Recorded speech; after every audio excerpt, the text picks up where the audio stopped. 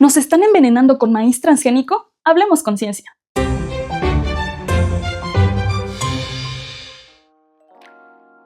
El maíz que utilizamos para hacer las tortillas, los tamales, el atole, echarnos un pozolito no siempre fue igual de sabroso y fácil de cocinar. Y después de miles de años de modificaciones, en este momento se encuentra en una disputa de ciencia, política, pero sobre todo, desinformación. Pero aquí estoy yo, Maíz Mutante, para explicarles la historia completa del maíz. Hace más de 9000 años, las comunidades mesoamericanas empezaron a transformar una planta silvestre.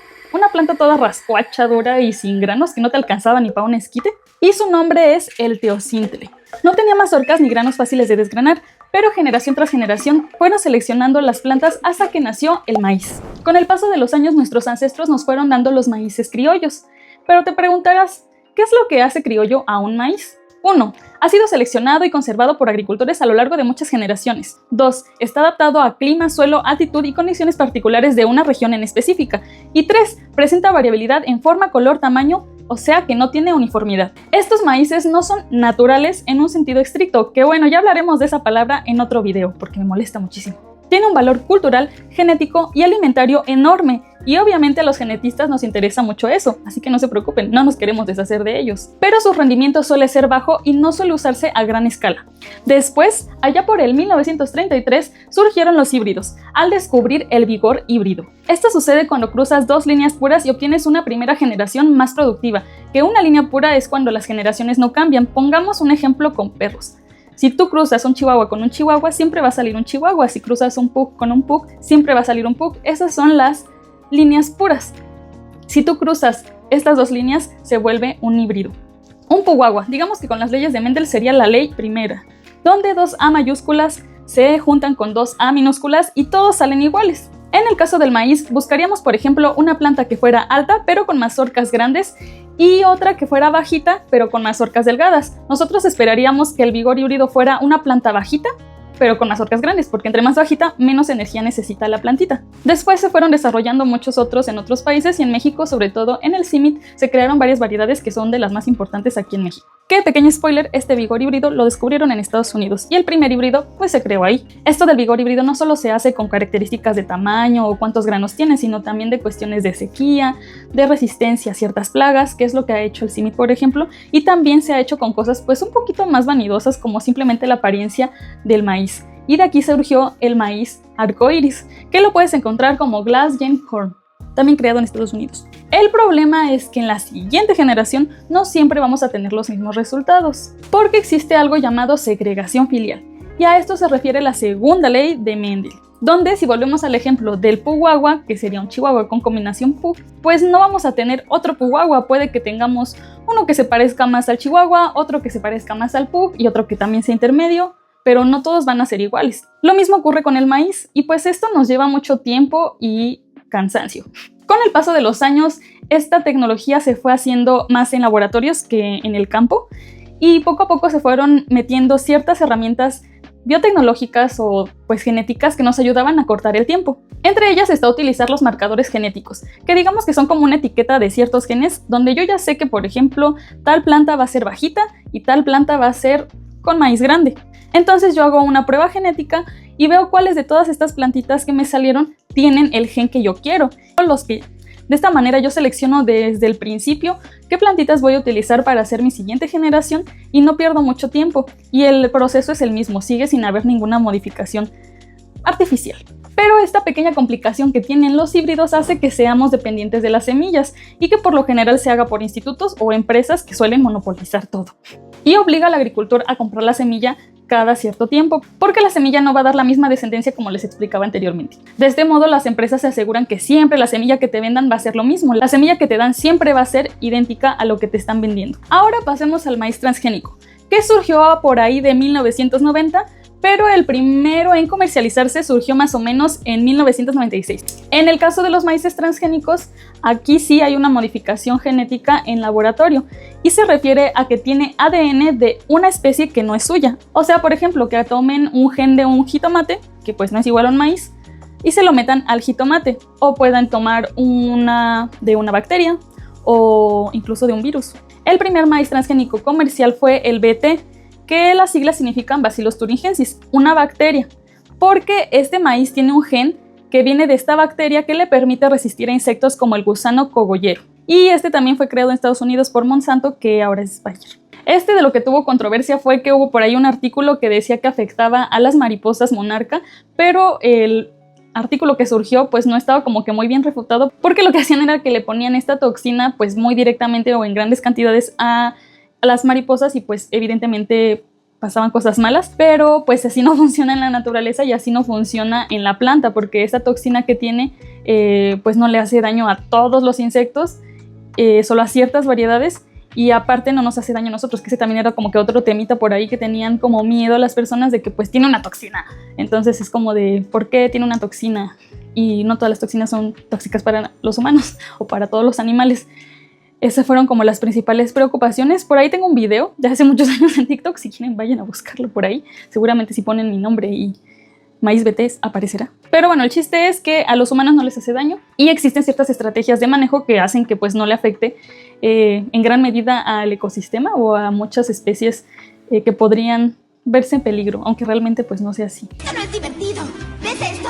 Esto es ciencia. Después surgió otro maíz que se llama Roundup Ready, que esto significa que la planta del maíz no le va a pasar nada si se le echa glifosato, solo se van a morir las malezas que estén alrededor, porque cuando tú cultivas varias cosas al mismo tiempo puede que a veces les haga competencia al maíz estas otras plantas que son las malezas, que no necesariamente es así, pero bueno, es uno de los factores que les da un poquito más de producción a las plantas, el que no haya malezas. El principal problema del glifosato es que en grandes cantidades puede llegar a causar resistencia de las malezas. Es como un antibiótico, si todo el mundo se lo está tomando, pues llega un punto en el que la bacteria ya no le pasa nada si te lo tomas. Lo mismo pasa con las malezas. Y bueno, ustedes saben, doble para que amarre mejor. Entonces siempre terminan haciendo malas prácticas o mal uso de este herbicida y pues terminan haciendo a las malezas resistentes. Otro problema son los problemas que les pueden causar a las personas que lo utilizan si no usan la protección debida o si no se utilizan las cantidades necesarias, no tanto porque se ingiera a la hora de alimentarse, porque eso es muy baja la tasa de los restos que quedan, pero algo muy importante es que no causa cáncer, o bueno, no hay evidencia de que cause cáncer al ingerirlo, aunque pues tampoco se trata de que se ingiera porque no está hecho para eso. Y bueno, este maíz, el Roundup Ready, surgió más o menos en 1998 y pues básicamente estos dos maíces, el BT y el Roundup Ready, son los que se han cultivado masivamente en Estados Unidos desde hace mucho tiempo. Pero dentro de las cosas tristes que han hecho es que pues todo su cultivo es totalmente transgénico, algo que al menos en mi carrera me han enseñado que no se debe hacer. Siempre debe haber una parte que no sea transgénica, puede haber una hilera sí, una hilera no, puede ser que el contorno no sea transgénico. Hay muchas maneras para evitar ciertos problemitas que hablaremos más adelante. Y dentro de los problemas que existen con el Roundup Ready acerca del glifosato y todo esto de que pues no queremos utilizar muchos químicos y estas ideas que tenemos de lo natural, después de más o menos 20 años surgió un transgénico que puede absorber el fosfito, un compuesto que no pueden absorber sin ayuda las plantas, pero en este caso, como es un transgénico, sí se podía lograr. Esto hacía que no se necesitara un herbicida, pues no iba a tener competencia el maíz que era transgénico, porque solamente el maíz se iba a poder nutrir del fosfito. Así que en teoría lo que se tendría que hacer es simplemente fertilizar el suelo con este fosfito y las únicas plantas que iban a poder absorberlo iban a ser el maíz y por ende no iba a haber malezas alrededor. Esto se creó por el equipo de Luis Herrera Estrella, un científico muy famoso en el área que se dedica pues a esto de los transgénicos y que ha sido de los principales defensores de esta tecnología, pero pues ustedes saben, a México no les encantan los transgénicos, entonces pues hasta donde yo sé ese proyecto se quedó como que pausado.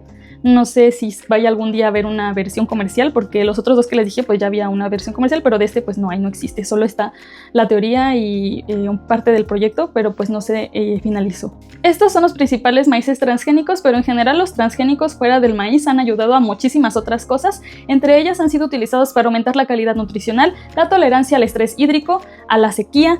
El problema no es la tecnología, sino el cómo se implementa, los modelos privados, sin alternativas públicas y con mucha falta de regulación. Y por último surgió el CRISPR-Cas, que esta es una herramienta en la que una molécula que son como unas tijeritas puede quitar genes o los puede poner en donde prácticamente tú quieras, que igual ya hablaremos de eso en otro video. Y en el caso del maíz se ha utilizado para modificar o introducir ciertos genes de la misma especie, o sea del mismo maíz, por lo cual en muchos lugares no se considera transgénico. Y esto ya fue más actual, como desde 2014 a 2020. Ahora, hablemos de qué maíz es el que comemos aquí en México. Bueno, como sabrán, la mayor parte del maíz que consumimos en México pues son las tortillas. Y las tortillas están hechas de un maíz blanco, que este maíz blanco, entre todas las tecnologías que les mencioné, el criollo, el híbrido, los transgénicos y el CRISPR-Cas, es un híbrido y es el que mayormente se utiliza para la comida mexicana. Este maíz es principalmente mexicano, entonces no hay como que tanto problema por ahí con que sí es transgénico y demás. Pero el otro maíz que sí importamos de Estados Unidos es el maíz amarillo, que este maíz amarillo se utiliza sobre todo para alimentar a la ganadería, pero también se utiliza en ciertas cosas como los cornflakes o el jarabe de maíz y muchísimos productos que existen en el súper y que seguramente los has comido. Y bueno, hace unos años en la Gaceta de la UNAM, mi escuela, surgió por ahí un articulillo de una personita que no hablaremos. ¡La puta que me parió!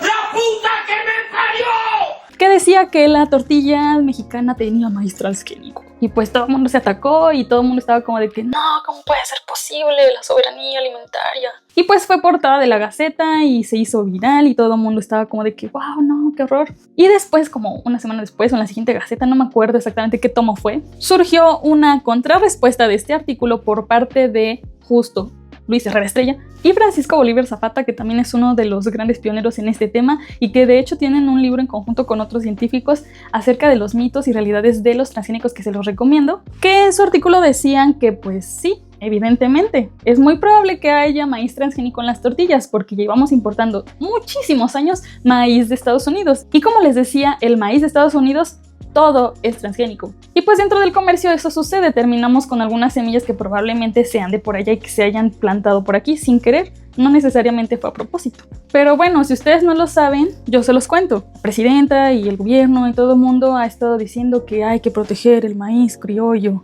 Y como acaban de ver, les acabo de decir que no es lo que comemos principalmente, lo que comemos principalmente es maíz blanco híbrido. Entonces, ¿por qué diablos están diciendo que hay que proteger el maíz criollo? Como les decía, el maíz criollo es muy importante, por supuesto. A los genetistas también nos interesa. Seguramente debe haber mucha información interesante dentro de ellos, pero no se utiliza como masivamente, o para la tortilla, por ejemplo.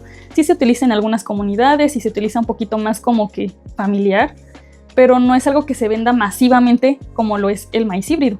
Y principalmente pues es porque no tiene tanto rendimiento, además de no tener uniformidad, como ya les había mencionado, un dato muy importante, que en la agricultura de gran escala, como es la que necesitamos para la tortilla, porque comemos mucha tortilla, pues no nos funciona, porque necesitamos que este maíz sea constante, que siempre nos dé cierta producción, que su rendimiento no varíe, como puede suceder con el maíz criollo, porque hay de diferentes tamaños y de diferentes colores y todo, hay mucha variedad, lo cual está muy chido. Pero para la cuestión comercial no está tan chido. Digamos que nos dejaría un poco en incertidumbre porque no tendríamos un estimado específico de lo que daría. Los principales problemas de los transgénicos son flujo de genes, que esto sucede, como les decía, cuando todo el cultivo es totalmente transgénico. Esto se puede evitar haciendo estas estrategias que les decía de poner alrededor maíz que no sea transgénico, poner los cultivos de maíces si son diferentes variedades pues lejanos, hacer una hilera sí, una hilera no, hacer rotación de cultivos, o simplemente ponerle una bolsa al maíz, porque una de las cosas que se utiliza mucho en la hibridación, en el fitomejoramiento de cualquier planta, pero del maíz en este caso, es poner unas bolsitas a la mazorca para que pues ya no se siga reproduciendo y no siga habiendo más flujo de genes. Pero si quieren saber más de eso pueden buscar en Instagram o en TikTok, ahí tengo videos acerca de las red flags y las green flags de los transgénicos. Y ahora, hablemos del terrible problema que existe ahora que México perdió contra el panel comercial contra Estados Unidos. Y se preguntarán, ¿por qué México perdió? Bueno, pues México intentó restringir el maíz transgénico que les digo, importamos una gran cantidad de Estados Unidos sin evidencia científica, o bueno, más bien, con argumentos no tan científicos, argumentando que hacía daño a la salud y a la cultura, pero pues sin pruebas sólidas. Esto sucedió en 2023. Y pues la verdad es que sí les doy un poco la razón a Estados Unidos, porque pues sí, lamentablemente no dieron los mejores argumentos posibles.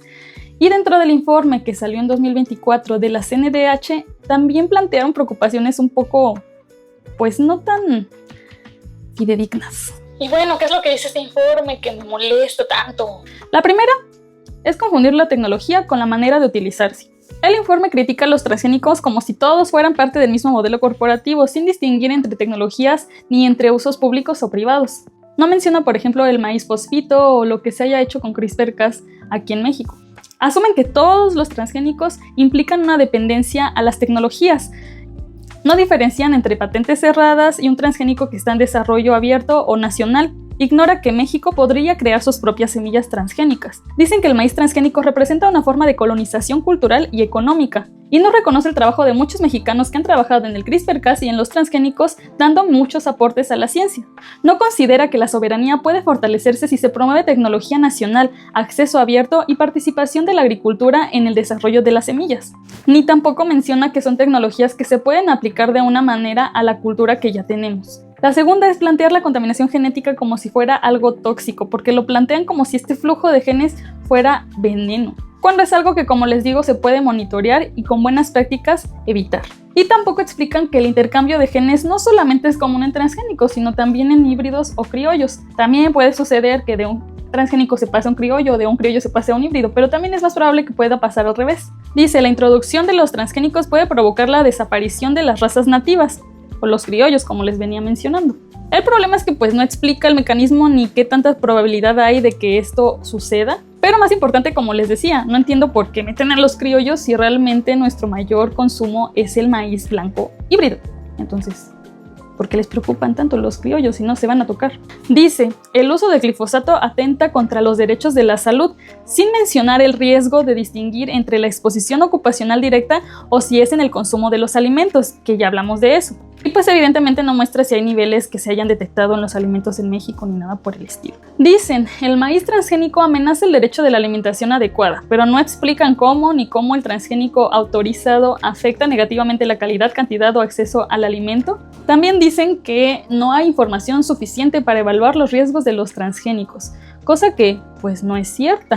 Contradice cientos de estudios revisados por pares y organizaciones internacionales como la FAO, la EFSA y la OMS, sobre la seguridad alimentaria que tienen los transgénicos ya existentes. Y bueno, esto no lo dice exactamente el informe, pero he visto algunos videos de algunos miembros del gobierno que han dicho cosas como que pues atentan contra la salud de los mexicanos, cosa que no es cierto, y dan a entender que podrían causar cáncer.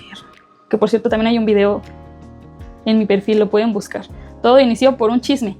Otra cosa que llegué a ver por ahí en los videos es que hablan de la milpa, ¿no? Y esto de que, pues en el caso del glifosato, por ejemplo, pues no sería una opción, ¿verdad? Si utilizas glifosato en una milpa, pues se van a morir todas las plantas y solo el maíz, digamos, transgénico se quedaría. Y pues no tiene sentido. Que bueno, en este caso no son malezas, pero pues el chiste es, el glifosato es un herbicida que mata cualquier planta, no solo las malezas. Y pues por eso yo creo que este transgénico pues no es el transgénico pues más chido del mundo, ¿verdad? En el caso de la milpa pues no funcionaría, pero para eso les digo, ya hay otras soluciones. Se podría utilizar, por ejemplo, el maíz que absorbe el fosfito y además ponerle también otras plantas al maíz. Otra tecnología que también existe y que es similar a los transgénicos, pero no son transgénicos, son los cisgénicos. Los cisgénicos, pues el cis se refiere a que es de la misma especie. Que esto sería agarrar un gen, por ejemplo, de resistencia a la sequía que está en Sonora y ponérselo a uno de Veracruz, por ejemplo, porque el clima está cambiando muchísimo. Pero el chiste es que sería del mismo maíz, no sería de otro organismo como una bacteria como el que les mencionaba o de alguna otra especie. Otra de las cosas que llegué a ver en los videos fue también que decían que pues los transgénicos como que están muy satanizados porque dicen es que se hacen en laboratorio. Los híbridos también, los híbridos se hacen en el laboratorio. La mayoría de los híbridos se hacen en un laboratorio. Y los criollos pues ciertamente son los pocos ejemplos que pues se siguen haciendo y bueno, deben hacerse fuera del laboratorio, en el campo y generación tras generación. Pero realmente es algo muy similar a lo que hacen con los híbridos, de que pues van seleccionando. Solo que en los híbridos pues ya utilizamos otras herramientas que les digo, es para ahorrarnos tiempo. El chiste es, no sé por qué tiene que estar tan peleado. A mí lo que me molesta y no me gusta para nada de este tema no es que si hay transgénicos o no en México, que si van a poner maíz o no en México transgénico, sino que le echen toda la culpa a esta problemática y que le adjudiquen conceptos que ni al caso, de verdad, ni al caso con eso. ¿Cómo es lo de que la colonización y de que está atentando a nuestra soberanía alimentaria? ¿Qué rayos es eso? O sea, ¿por qué le meten a una tecnología que es solo eso? Todos estos conceptos que nada tienen que ver con la tecnología. El uso tal vez, ¿no? Pero la tecnología como tal no es algo malo, es algo que se puede utilizar a nuestro beneficio y que hacen ver a los científicos, si de por sí se sabe que les tienen miedo la mayor parte del México, que por si no lo saben, hay un artículo por ahí de no sé qué año en el que les preguntaban si les daban miedo los científicos, y la mayoría piensa que sí, porque pues tienen, digamos, el poder de cambiar las cosas, el poder de hacer cosas malvadas. Y pues esto no nos ayuda a los científicos, hace que todavía nos fragmentemos más en la sociedad. ¿Por qué no utilizar esta tecnología a nuestro favor? Sabemos que nos puede ayudar a hacer una mejor nutrición, nos puede ayudar a cuestiones de sequía, que va a ser un problema muy probable en un tiempo. ¿Por qué no agarrar estos genes tan chidos que tienen los criollos? Porque seguramente debe haber criollos en cada estado de México que tengan una aclimatación a cierto lugar y que puedan ayudarnos a, justo lo que les digo, agarrar estos genes y pasárselos a otros, que al final estaríamos utilizando la misma tecnología que sería de un transgénico, pero con los mismos maíces, por ejemplo. ¿Por qué ver a algo que se hace en un laboratorio como algo pues que da miedo, que asco, que nos puede enfermar, cuando no es así? Toda la medicina viene de un laboratorio, ¿y acaso le decimos que no? Siento que es un caso parecido a las vacunas, el decir que causan ciertas enfermedades, el decir que nos quieren controlar con esto, cuando simplemente es una tecnología. Y probablemente, bueno, en el caso de las vacunas pues sí fue muy funcional, pero de hecho uno de los usos que se pueden hacer para los transgénicos es tener vacunas comestibles, algo que sería increíble en este mundo, en este planeta. Nos evitaríamos muchísima refrigeración, que eso implica muchísima energía, mucha basura, porque no se utilizarían jeringas, no se utilizaría pues la aguja, el plastiquito, todo lo que lleva a hacer una vacuna, o sea, todo eso se evitaría. Solamente te comerías un plátano, una manzana, un maíz incluso, y ya estarías vacunado. De eso hay mucha evidencia, hay muchos estudios, ya hay algunas pues en prueba y todo, y esa es una cosa que es como pues increíble, que estaría muy chido. La ciencia es para beneficiarnos, y les digo, no es como que nosotros los genetistas digamos, uy, un criollo, quítenlo de ahí. La idea sería agarrar esos criollos, agarrar toda la información que existe y cuidarla, obviamente, que para eso también hay estrategias, no solamente el apoyar a las personas que ya lo cultivan, sino también, por ejemplo, los bancos de germoplasma. Esos ya existen en México. Aquí en México hay unos muy grandes. Del maíz está el CIMMYT, y también existe uno en Guadalajara, donde yo fui de hecho ahí, y es increíblemente grande. Ahí hay tanto germoplasma, que son pues básicamente semillas guardadas, por si algún día no sé, no tenemos mamey o yo qué sé, ahí debe estar la planta. Ahí debe estar tanto en semilla como guardada como en un árbol. Y además les digo, pues otras maneras de cuidar los criollos pues sería fomentarlo, ¿no? Darle un apoyo a las personas que lo hacen, porque pues muchas veces pues no es redituable, entonces necesitan tener este apoyo para que no desaparezcan estas especies. Pero decir que los criollos están en peligro por los transgénicos, ¿qué rayos es eso? ¿Eso qué tiene que ver con el maíz criollo? En verdad no lo entiendo. Y siento que todo este discurso que tienen simplemente hace que se vea mal los transgénicos, la tecnología, y no el maíz transgénico como tal. O sea, como que le meten muchas cosas que no tienen nada que ver, amigos. Pero bueno, ya me alargué mucho, ya les di mucha información. Si llegaron aquí es porque les interesa el tema. Yo sé que es muy largo y es muchísima información, pero necesitaba sacarlo. Me han preguntado muchas cosas acerca de este tema y pues no me había dado el tiempo porque es mucha información, amigos, y de hecho no les dije todo, pero pues es un pequeño resumen de todo lo que he investigado, todo lo que sé. De verdad no entiendo cómo es que un tema que pues surgió en los 90s, como les digo, estamos en 2025 y se sabe desde hace muchos años que nada de lo que dicen es verdad, y que sigan con esas falacias, Dios mío. Pero bueno, no todo lo transgénico es malo, no todo lo criollo es suficiente, y no todo el híbrido es dependencia. El problema no es la tecnología, es el cómo se usa, quién lo controla, quién accede y con qué fin. Pero el miedo y la desinformación no nos protege, nos desarma. Y si queremos proteger al maíz nativo de México, tanto criollo como híbrido como transgénico, que sea nacional, hay que hacerlo con evidencia científica, con políticas justas y con alternativas reales. Porque una tecnología bien usada siempre será nuestra aliada. Y recuerda que en la ciencia está la verdad, no al miedo y sí al conocimiento. Y pues nada, lotitos, espero ahora sí estar más seguido. Pasaron muchas cosas, pero para el siguiente mes ya tenemos un video en pie y se vienen cositas, porque justo por eso no he podido subir tantos videos aquí en YouTube, porque estoy planificando todo lo que estoy por hacer. Pero bueno, tienen que contemplar que pues aún no vivo de esto, ¿verdad? Y pues no está chido y pues hay que hacer otras cosas para poder vivir, ¿no? Entonces, pues si me quieren ayudar, suscríbanse, porque sobre todo en TikTok la gente le da like a mis videos, los ve, pero no me siguen. Siempre pasa ese problema con los creadores, es lo que he visto, pero bueno.